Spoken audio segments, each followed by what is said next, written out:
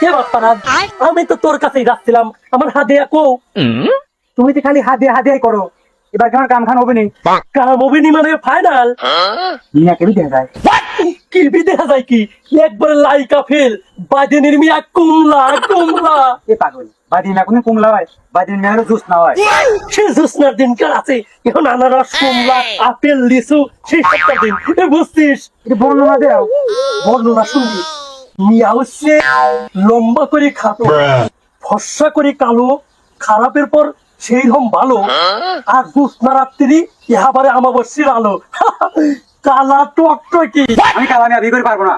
ইয়ে তোর কাছে কালা কইলো কিনা, লালের পর কালা, লালের পর কালা, বুঝছিস? আর তুই কর্মটা করিস কি? কি করবো আর, ভ্যান চালাই।